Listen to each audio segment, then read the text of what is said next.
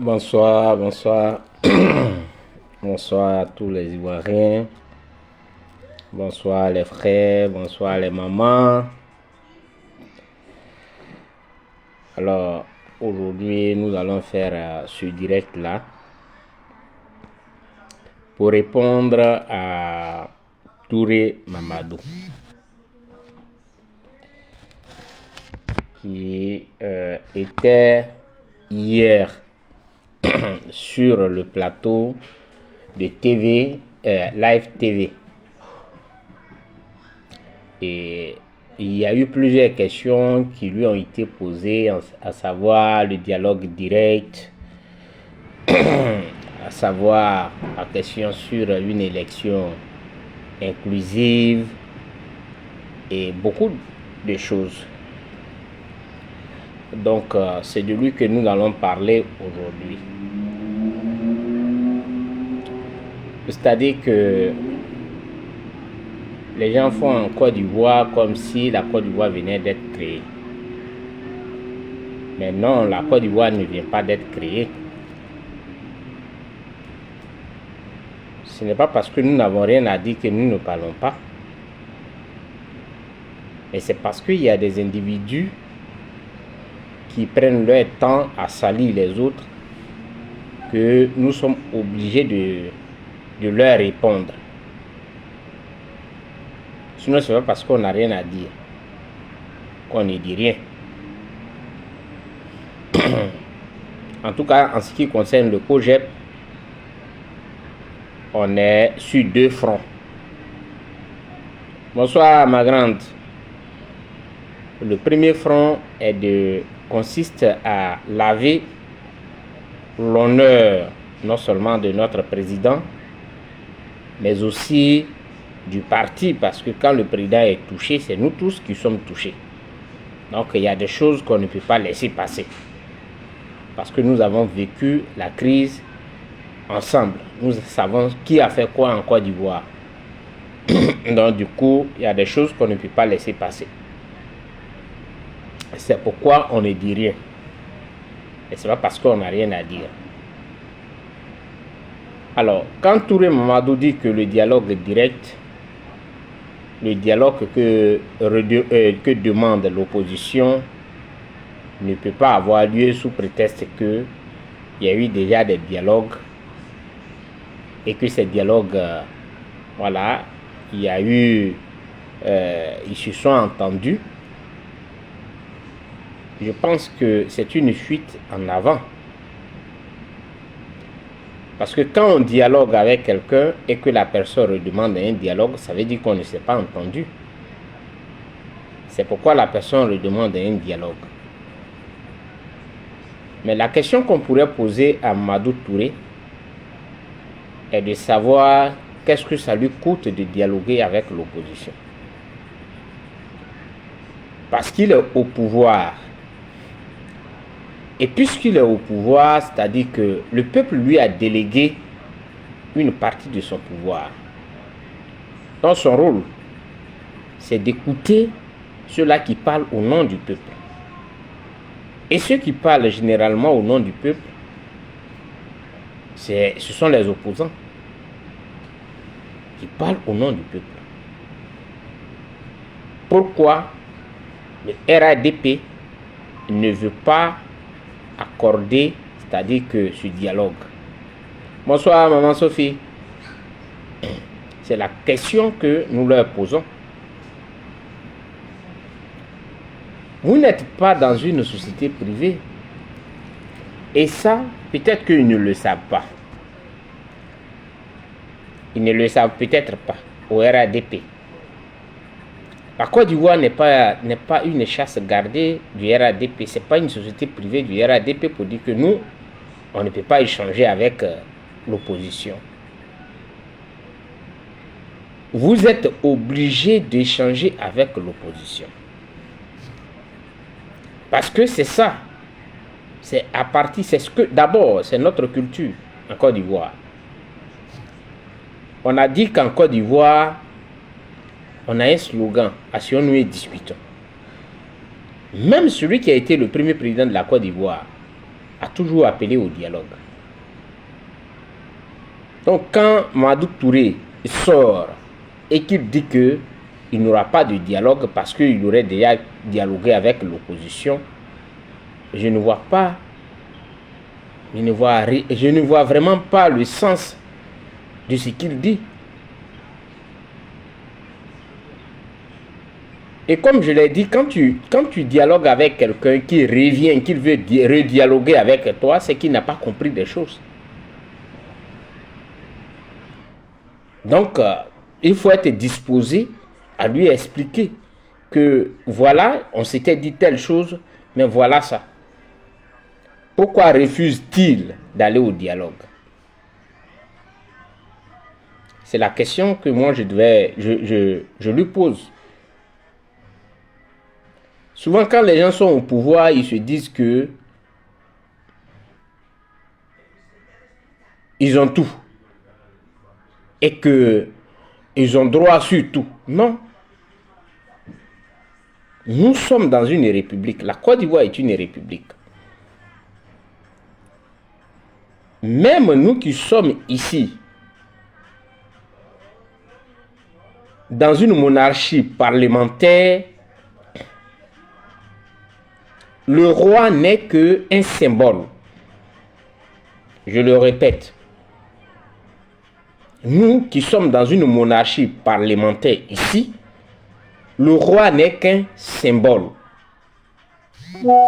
Sinon, les débats autour du pays se mènent tout le temps avec l'opposition. Le président Pedro Sanchez, il débat toujours avec l'opposition. Il est toujours prêt à discuter avec l'opposition.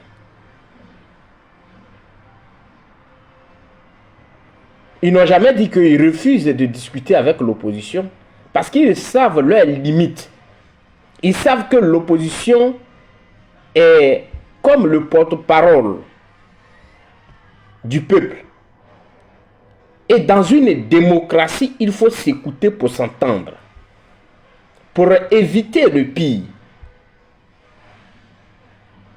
Pourquoi donc Mamadou Touré refuserait un dialogue avec l'opposition sous prétexte qu'il aurait déjà échangé avec la même opposition? Je dis non. C'est une fuite en avant. Il faut qu'il assume, qu'il dise aux Ivoiriens que nous avons peur de dialoguer avec l'opposition parce que nous sommes dans du faux. C'est ça qui est clair. Mais les arguments qu'il avance ne tiennent pas. Ce ne sont pas des arguments. Donc ça, c'était d'abord le premier point concernant le dialogue politique que nous demandons. Et nous insistons là-dessus. Il n'y a que le dialogue politique en Côte d'Ivoire. Vu que, et heureusement, Miambli l'a reconnu. Évariste Miambli, qui est un cadre du RADP, l'a reconnu. Que à chaque élection, chaque 5 ans, les Ivoiriens sont traumatisés. Et il faut qu'on mette fin à ça. Pour mettre fin à ça, il faut un dialogue. Et le parti au pouvoir n'a aucun droit de refuser d'avoir un dialogue avec l'opposition. Aucun. Il n'a aucun droit. Parce que leur rôle, c'est d'écouter les Ivoiriens, de savoir les problèmes des Ivoiriens et comment il faut faire des propositions. Dans un dialogue, quand on dit un dialogue, ça ne veut pas dire que les autres viennent pour imposer leurs lois. Ils viennent pour que vous puissiez vous entendre sur des points qui sont importants pour la stabilité, pour la paix en Côte d'Ivoire. Donc, du coup, le parti au pouvoir ne peut pas rejeter l'idée d'un dialogue. Il faut dire ça à Touré Mamadou. Mais il ne veut pas faire un dialogue. Il court pour aller sur les réseaux, dans les médias, pour faire son one-man show, c'est-à-dire parler seul. Mais quand tu ne veux pas dialoguer, ce n'est pas la peine de venir faire des explications. Parce que ces explications, tu peux faire cette économie-là et parler avec les autres. Parce que ce que tu expliques, tu parles seul. Il n'y a personne devant toi. Il faut faire l'économie de ce bavardage-là et parler avec ceux qui veulent parler avec vous, leur expliquer que bon voilà, nous quand on réfléchit, voilà ce que nous avons et voilà ce qu'il faut faire. Et vous, qu'est-ce que vous dites? Oui, bonsoir ma grande Ethan. Mais Mamadou Touré ne peut pas rejeter le dialogue et courir sur les plateaux de télévision en train de s'expliquer. On n'a pas besoin de ça. Nous, on n'a pas besoin de ça. Ils ont une responsabilité qu'ils doivent assumer. La responsabilité d'un parti ou bien comme on appelle de l'État, d'un parti au pouvoir, c'est de faire en sorte que tous les problèmes qui surgissent, on puisse ensemble trouver une solution ensemble. C'est pourquoi j'ai pris le cas de là où je vis. Nous sommes dans une monarchie parlementaire. C'est-à-dire que ici, le roi est là. Et il y a le parlement. C'est pourquoi, si c'est en français, on parle de premier ministre. Mais ici, nous, on parle de président du gouvernement. Bonsoir, camarade Oiseau Blanc. On parle de, président du gouvernement. Pedro Sanchez, qui est du parti socialiste dont je fais partie, il est toujours ouvert à des débats. Ça fait qu'il n'y a pas de chômage. Les gens se parlent toujours pour trouver des solutions. Parce qu'il faut forcément trouver une solution pour ne pas que le peuple, la population soit inquiétée. Parce qu'ils veulent le bien-être moral, physique de la population. Pourquoi Mamadou Touré refuserait-il un dialogue avec l'opposition? Qu'est-ce que cela sous-entend? On ne lui dit pas qu'on vient chez lui à la maison. Non. On ne lui dit pas qu'on vient régler les problèmes de sa cour, de son foyer. Ce n'est pas de ça que nous on parle. Mais nous, on veut parler des problèmes de la Côte d'Ivoire. Mamadou Touré ne peut pas nous dire que lui n'a pas besoin de dialogue parce qu'il aurait déjà dialogué avec des gens. Je voudrais lui poser une question très simple. Combien de fois il dialogue avec sa femme, s'il en a une? S'ils ne s'entendent pas, combien de fois il dialogue avec ses enfants, s'il a des enfants? Parce que c'est ça qu'il faut comprendre. On a toujours dialogué pour s'entendre, pour éviter qu'il y ait le pire. Même au niveau de nos foyers, c'est ça toujours. On peut vouloir dire des choses et on peut penser qu'on peut prétendre que l'autre a compris. Mais en réalité, il ou bien elle n'a pas compris. Et donc, il peut ou bien elle peut revenir vers toi pour te demander que non, je voudrais qu'on parle sur ce sujet-là parce que je n'ai pas bien saisi. Je voudrais qu'on en discute encore. Parce que j'ai réfléchi, j'ai vu que ce que tu as dit là, ça ne me convient pas. Il faut être disposé à parler avec cette personne-là. Et pourquoi Mamadou Touré, lui, il rejette le dialogue de l'opposition? C'est ma question. Il faut éviter de courir sur les plateaux de télévision et faire croire que, bon voilà, tu es maître de la parole. Tu n'es pas maître de la parole. Parce que tu ne maîtrises rien. Il faut le lui dire. Il ne maîtrise rien, il n'est pas maître de la parole. Ça, c'était le premier point. Le deuxième point. On a parlé d'une élection inclusive. Hier, quand je les écoutais, ils ont parlé d'une élection inclusive et des propositions des journalistes qui étaient sur le plateau lui demandaient sur la base de quoi certaines personnes ont été condamnées. Sur la base de quoi?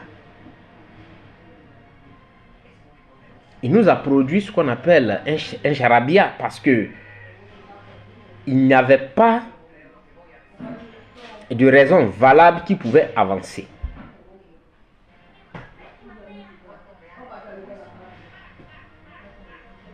Et il parle du respect de la loi, qu'il faut respecter la loi. Quand on veut diriger un pays, il faut respecter la loi.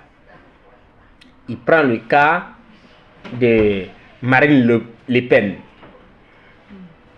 D'abord, je voudrais lui dire que les réalités sont différentes. Non seulement géographiquement, nous ne sommes pas sur le continent européen, nous parlons d'un cas africain, mais aussi, quand on regarde les événements, il y a une très grande différence. La Côte d'Ivoire, pendant 3 décennies au moins, a connu des troubles à partir des élections. Pendant 3 décennies. Alors, donc, pour tourner cette page sombre de l'histoire de la Côte d'Ivoire, pour ne pas perpétuer cela, qu'est-ce qu'il faut faire pour une fois? Il faut trouver des solutions adéquates. Et cette solution adéquate, aujourd'hui, nous sommes en 2025, c'est d'ouvrir des élections inclusives. Et de ne pas exclure des gens. Même quand on sait que des décisions qui ont été prises, ces décisions-là n'augurent rien de la justice. Ce sont des décisions politiques.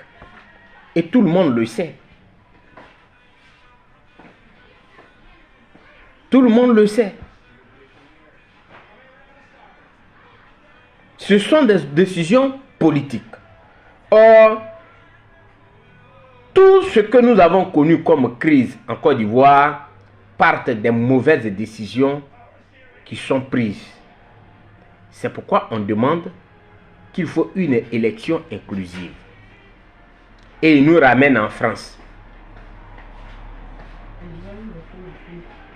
On n'a pas la même histoire. Et on n'a pas connu les mêmes problèmes. La France et la Côte d'Ivoire, ça fait 2. Géographiquement, on n'est pas sur le même continent. Mais au niveau de la Côte d'Ivoire, nous avons nos propres problèmes que nous réglons, qu'il faut gérer. Donc, cet exemple ne cadre pas. Il a fait sortir des chiffres pour nous faire comprendre que eux, ils sont majoritaires, qui n'ont peur de personne. Et qu'il a gagné à Daloa, il a gagné les élections à Daloa face à Stéphane Kipri et le professeur Guégué Madi. Il a même pris le cas de Tapeguia que je connais, que à Tapeguia, qui était foncièrement une zone, disons, favorable à Laurent Gbagbo, et que on avait dit naturellement que c'est dans les communes là que le RD ou bien le RADP gagnait, mais il a gagné pratiquement à près de 100% à Tapeguia. Ça veut dire qu'il y a ce qu'on appelle un dynamisme politique. Je ne sais pas si on leur enseigne ça aussi. Il y a un dynamisme politique. la population peut aujourd'hui être avec toi, ou le peuple peut être avec toi aujourd'hui. Mais pendant les 5 ans qu'ils sont avec toi, ils font des analyses sur les projets que pour lesquels ils t'ont voté. Ils ont voté pour toi. Ils font un bilan. Depuis que tu es là, le projet que tu leur as présenté, est-ce que ce projet-là, en réalité, est-ce que tu l'as mis en exergue? En quoi est-ce que ce projet-là, il bénéficie de ce projet? C'est en ce moment-là, ils viennent te sanctionner dans les urnes. Donc, si nous sommes dans le dynamisme politique, ce qu'il a expliqué hier sur TV et Live TV, en disant qu'ils sont majoritaires, ils se trompent. Parce que ceux qui ont voté pour lui hier à Tapeguia, à près de 80% ou bien 100%, ce n'est pas ceux qui voteront encore pour lui, même 15%. À Daloa, où il a gagné les élections face au professeur Guégué Madi et Stéphane Kipré, ce n'est pas encore ceux qui gagnent les mêmes élections s'il y a des élections. Parce qu'on parle de dynamisme politique.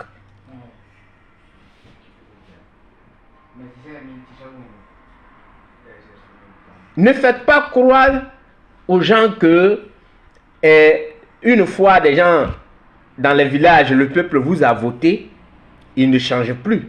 Non. Parce que vous avez 5 ans pour qu'ils puissent prendre note de ce que vous leur avez dit. Ils voient l'écart entre ce que vous avez dit et ce que vous avez fait. Donc, c'est à partir de là, ils commencent à vous juger dans les urnes. Donc, dire qu'ils sont majoritaires et qu'aujourd'hui, les bastions qui étaient réputés bastions FPI d'avant ou bien pro-Gbagbo, aujourd'hui, eux, ils sont enracinés dans ces bastions-là. Non. Non. Monsieur Touré Mamadou s'est trompé sur toutes les lignes. Ils peuvent parler à des gens qui vont toujours dire oui, c'est vrai. Mais pas à tout le monde. Parmi ces gens-là, nous, on est là aussi.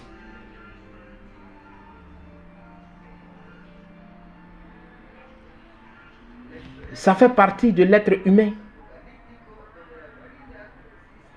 Ça fait vraiment partie de l'être humain. Parce que non seulement la monotonie dans la vie réelle dans laquelle nous sommes, la monotonie joue. La monotonie aujourd'hui est aussi la cause des séparations dans les couples. Je fais cette ouverture-là pour que vous puissiez comprendre. C'est pas je demande aux gens de faire des recherches. Parce que quand vous êtes dans un foyer, alors il n'y a plus rien d'autre que, je ne sais pas, vous regardez chaque matin dans la même direction, vous regardez. Il n'y a pas autre chose, vous ne sortez pas, vous ne voyagez pas, vous ne partez pas voir telle chose. Il y a la monotonie qui est la cause. Donc ça peut aussi, ça dit cette même chose-là, on peut la transporter au niveau de la politique. Donc Touré Mamadou ne peut pas nous dire que, comme il a gagné à chose, et comme on appelle dans le Haut-Sassandra, face au professeur Guégué Madi et Stéphane Kipré, alors ils sont enracinés. Non. C'est une erreur.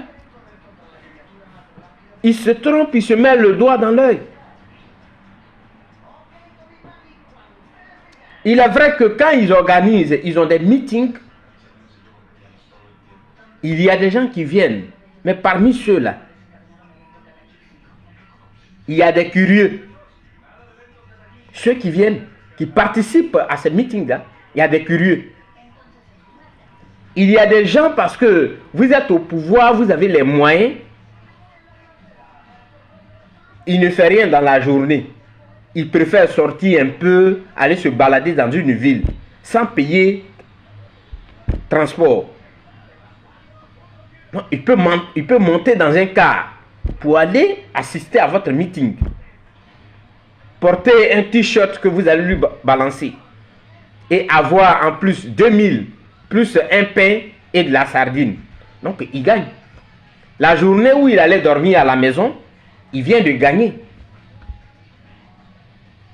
Il gagne 2000, pain, sardine, et il revient. Et il a fait une balade. Au moins, s'il est sorti de sa maison. Et cela ne veut pas vous dire que vous avez déjà tout. Ça dit que les Ivoiriens sont acquis à votre cause.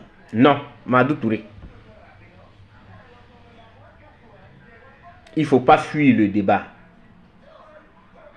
Nous voulons les élections inclusives. Et c'est ça qui est la vérité. Nous voulons des élections inclusives. Parce que vous nous dites que vous êtes majoritaire et que vous avez pratiquement l'électorat. Ok. On veut vérifier ça dans les urnes. Donc, ouvrez les élections. Permettez à ceux qui doivent être ceux qui sont éligibles, laissez-les. Ils vont participer à ces élections.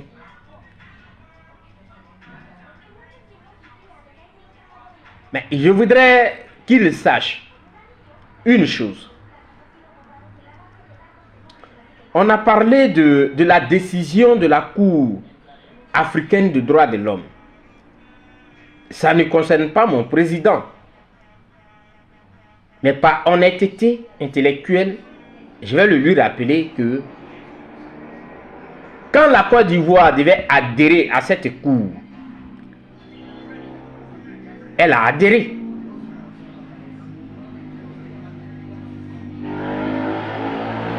Et donc, elle était bien consciente qu'il y a des décisions qui vont tomber de cette Cour qui ne seront forcément pas en sa faveur. Il faut l'accepter. C'est ça aussi la justice. Il veut nous donner des cours de droit, il veut nous donner des leçons. Qu'il faut se soumettre à la loi de notre pays. Pourtant, vous ne respectez même pas la loi internationale à laquelle vous avez souscrit. Vous avez souscrit la Cour africaine des droits de l'homme. Quand on souscrit à une cour régionale, à une justice régionale, c'est-à-dire que notre indépendance là, on prend une partie de notre indépendance qu'on confie à cette cour là. Je ne sais pas si vous comprenez. Alors donc, tout ce qui sera dit, vous devez accepter. Ils ont dit que réintégrer ceux que vous avez enlevés sur la liste électorale. Faites-le. Mais puisque la décision n'est pas en votre faveur, vous décidez de quitter la cour. Mais ce que vous oubliez là encore, vous n'avez pas quitté la cour avant que la décision ne tombe. Donc, la décision doit être exécutée. Parce que vous avez quitté la cour après que il y a eu cette décision. Donc, c'est comme s'il faut vider ce truc-là d'abord. Avant, si vous voulez maintenant quitter, vous allez quitter. Il nous cite, non même, et ceux qui abritaient même le siège de la Cour africaine des droits de l'homme. Nous, on ne fait rien avec ça. C'est pas ça le problème. Le problème est que vous avez souscrit à cette Cour. Vous avez dit que bon, voilà, notre partie de notre souveraineté, on vous donne une partie de notre souveraineté. Vous étiez bien conscient. Vous n'êtes pas allé, vous n'avez pas souscrit à cette cour-là pour que les décisions qui vont découler de cette cour soient en votre faveur.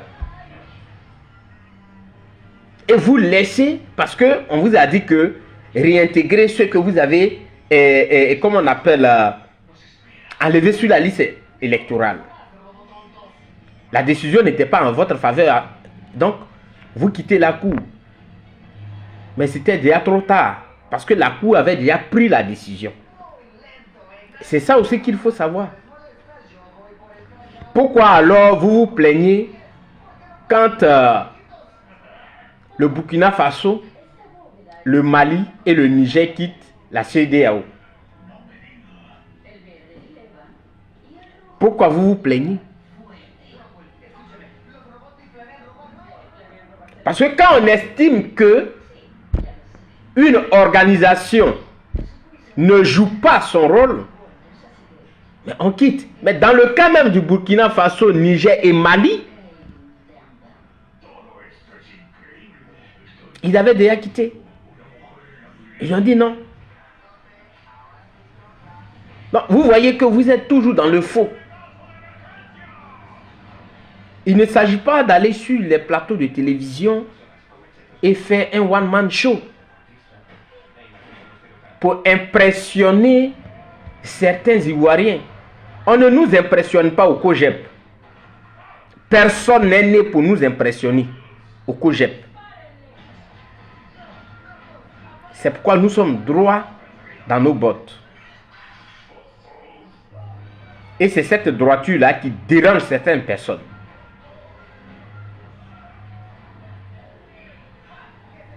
Oui. On vous rappelle que vous voulez que les gens respectent la loi. Vous commencez déjà à respecter la loi. Où est Akome Bakari? Vous qui parlez du respect de loi, Madou Touré. Kome Bakari aurait falsifié le sceau de la justice ivoirienne, du ministère de la justice ivoirienne. Le sceau, c'est-à-dire que le tampon. Il a exproprié des gens. Et celui qui a fait les enquêtes, il est là. C'est l'honorable Tiemoko. Il a produit des documents. Vous parlez de la loi, qu'il faut respecter la loi. Kome Bakari, il est où? Qui exproprie des Ivoiriens de leurs biens, de leurs terres. Il est où? Parce que tu veux qu'on respecte la loi. La loi, on ne la respecte pas qu'au niveau politique. Mais il faut la faire respecter à tous les niveaux.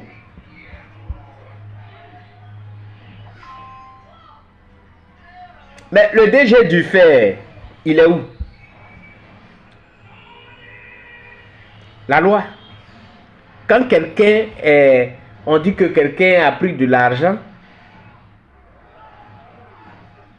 de l'État, on le met en prison, on le fait arrêter. Il est où le DG du fer? Vous n'avez pas de leçons à donner aux Ivoiriens. Et d'ailleurs, dans ce que nous sommes en train de dire, aucun Ivoirien n'est hors la loi jusqu'à présent. Charles Blé Goudé, vous l'avez envoyé à La Haye. Vous saviez où il était. Et vous l'avez jugé. Quand vous avez appris qu'il a été acquitté en 2019, vous l'avez jugé en catimini. Par contumace. Quand on vous pose la question sur son cas, vous êtes incapable de parler. Vous voulez distraire des gens. Blé Goudé avec nous au sens propre comme au sens figuré. Et des imbéciles notoires vous croient. Parce qu'ils ne savent pas ce qu'on appelle le correctement politique. Le correctement politique, ça veut dire que agiter les opposants, les mettre dans une position de division. C'est ça qu'on appelle le correctement politique. Comme l'a fait aussi Kokora. Qu'on donne 3 000 à quelqu'un, 3 000 € à quelqu'un par mois. Ça s'appelle le correctement politique. Parce qu'il faut mieux diviser, il faut diviser pour mieux régner. C'est ça le correctement politique.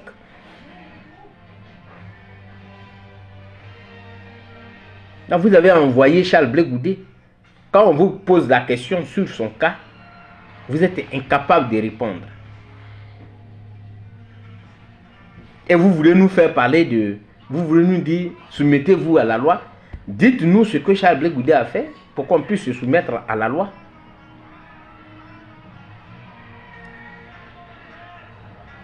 Donc, sur toutes les lignes, vous avez tout faux.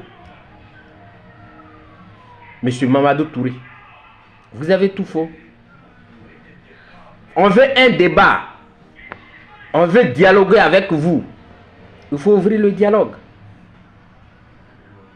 Mais je vous apprends aussi que Évariste Miambli, qui est l'un des cadres du RADP, comme tu dis que tu n'as pas peur de l'opposition, alors qu'en réalité c'est ça.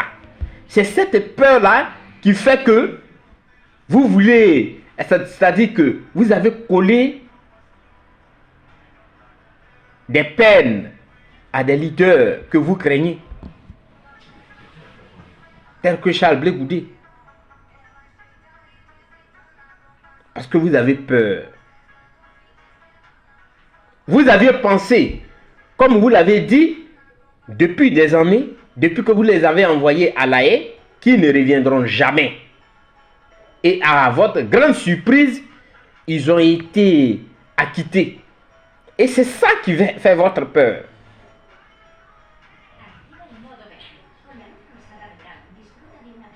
Vous n'avez pas imaginé. Et vous vous précipitez en catémini là pour les condamner. Miambli dit que vous avez peur. C'est pas moi qui le dis. C'est Miambli qui l'a dit. Et il dit, il assume. Pendant que toi tu te promènes sur les plateaux de télévision pour dire que vous n'avez pas peur, Miambli dit, il prend ses responsabilités, que vous avez peur de l'opposition. Et il a cité les noms des gens dont vous avez peur. Charles Blé Goudé fait partie. Donc vous avez peur. Ouvrez le débat politique. Laissez les gens aller aux élections. Nous voulons des élections inclusives.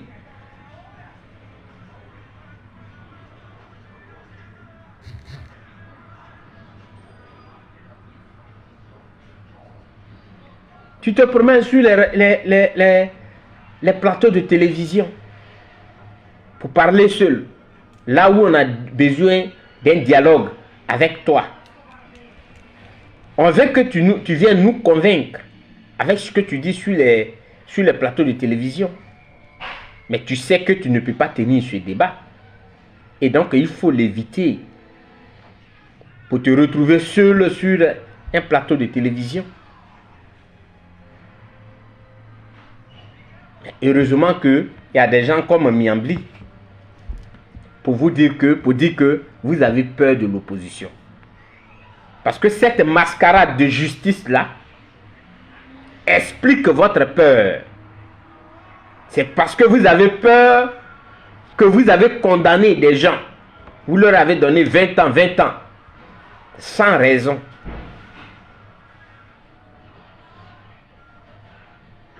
De quelle loi tu parles? Touré Mamadou, il faut cesser de distraire les Ivoiriens et le monde entier. Parce que entre vous-même, il y a des voix qui se lèvent pour dire que vous avez peur de cette opposition. Dans votre esprit, vous aviez déjà enterré certaines personnes politiquement et même physiquement. Parce qu'on a vu ce que le patriote écrivait chaque jour. Ils ne vont plus revenir. C'est terminé pour eux.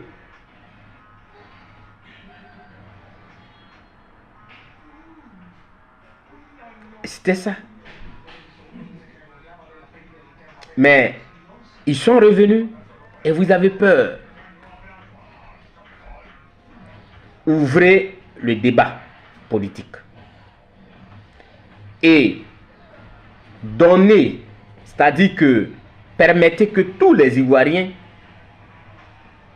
participent à ces élections. On va essayer de voir si réellement tu avais gagné à Dadoa. On veut voir ça. On va essayer de voir si réellement à Tapegui, des gens t'avaient voté à 80%. On veut voir ça. Peut-être que c'est le Nord que vous avez pris en otage. Donc c'est au Nord là que vous allez remplir les caisses. Mais dans les autres régions de la Côte d'Ivoire, vous n'allez plus faire ça parce que les Ivoiriens, ceux-mêmes qui vous avaient soutenus, sont désespérés, ils sont déçus, ils sont désillusionnés parce que vous leur avez servi du mensonge. Vous avez un bilan inattaquable, vous? Vous avez vraiment un bilan inattaquable? Votre bilan qui est parsemé de vols dans les caisses de l'État. C'est ça? C'est de ça qu'on va parler.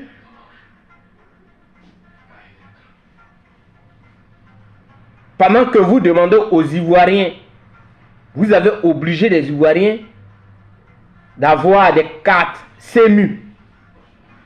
Et vous vous fuyez. Vous avez même un avion spécial à votre disposition pour vous envoyer dans un hôpital américain en France pour vous faire soigner.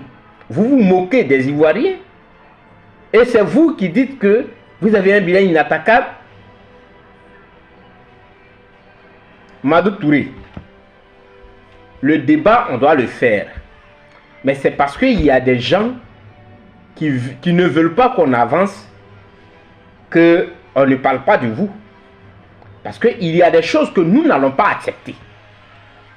Voilà. Nous n'allons pas accepter que des gens viennent insulter, traiter Charles Blé Goudé de tous les noms et puis on va les regarder. Non, non, non, non, non, non, non. C'est pourquoi, sinon on a beaucoup de choses à vous dire. Vous avez demandé 5 ans pour que chaque Ivoirien ait son toit. Ce bilan-là, nous sommes, il y a déjà 15 ans, on doit le faire. Ouvrez le jeu politique. Permettez que tout le monde participe à ces élections-là. Et on verra bien ce que vous pesez. Parce que quand le terrain est libre et que tu viens, les gens n'ont rien à faire, ils viennent voter pour vous. C'est très différent quand tout le monde est là. C'est très différent. Et je vous ai parlé de ce qu'on appelle le dynamisme politique. Dans le dynamisme politique, l'homme toujours, il évalue, il fait des évaluations. Il fait des inventaires, il se pose des questions. Qu'est-ce qui a marché, qu'est-ce qui n'a pas marché? Donc celui qui était avec toi hier, il peut ne pas être avec toi demain. C'est une réalité. Et la réalité, vous la voyez. Parce que vous avez des transfuges politiques chez vous là-bas. Des gens qui étaient avec le FPI hier, ou bien la LMP, hier, qui mangeait avec deux bras, qui était ministre, tout cela.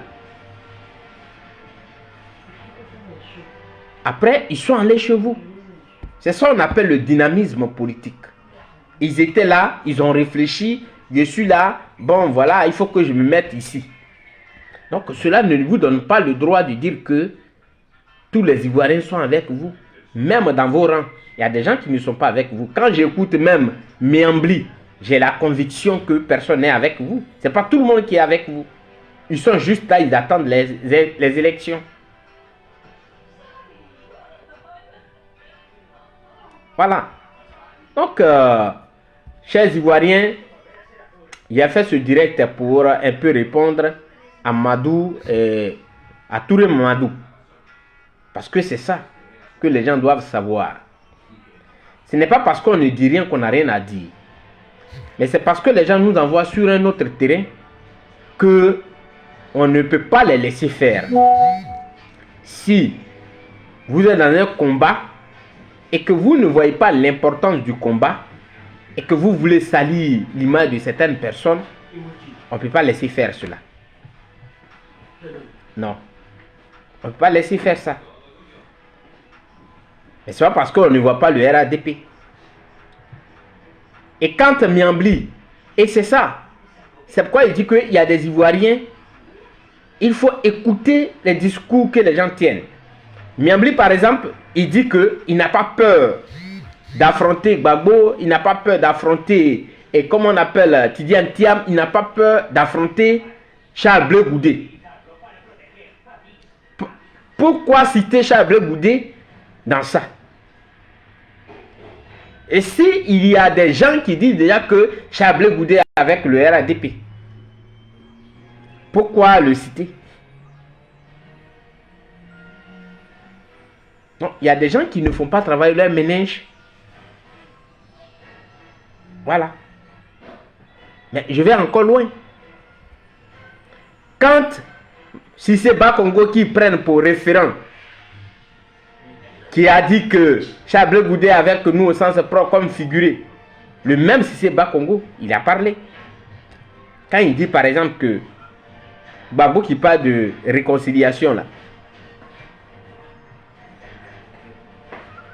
est-ce qu'il s'est déjà réconcilié avec Charles Blé Goudé? À qui il reproche des choses que nul ne sait. Ça veut déjà dire quoi? Ça veut dire que lui-même, qui est Cissé Bakongo là,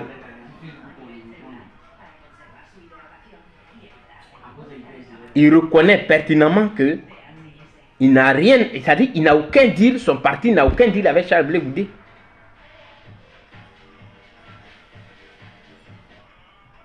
Mais il fait ce qu'on appelle le correctement politique, c'est tout.